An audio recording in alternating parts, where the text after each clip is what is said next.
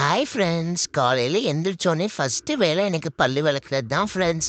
அதுக்காக நான் மாடிக்கு வந்திருக்கேன். எங்கள் அம்மா வேகமாக வந்து வேப்பங்குச்சியை ஒடிச்சு கொடுத்தாங்க ஃப்ரெண்ட்ஸ். நானும் வாங்கிக்கிட்டு அப்படியே வந்துட்டேன். அம்மா என்னை மேலே ஏற்றி விடுங்கம்மா, நானும் வேடிக்கை பார்த்துக்கிட்டே பல்லு விளக்குறேம்மான்னு சொன்னேன் ஃப்ரெண்ட்ஸ். சரின்னு எங்கள் அம்மா கொடுத்தாங்க. அப்படியே வாயில் குச்சி வச்சிருக்கப்ப அஞ்சான் பட சூர்யா மாதிரி இருக்கேடா ஃப்ரெண்ட்ஸ். எனக்கு கமெண்ட்ல சொல்லுங்க ஃப்ரெண்ட்ஸ். எங்க அம்மா சொன்னாங்க, இனிமேல் தினமும் பல்லு விளக்கணுமா, இல்லைன்னா எனக்கு வாயெல்லாம் பூச்சி வந்துடுமா ஃப்ரெண்ட்ஸ். உனக்கும் கஷ்டம், நீ யாரையாவது கடிச்சின்னா அவங்களுக்கும் கஷ்டம்டான்னு சொன்னாங்க ஃப்ரெண்ட்ஸ்.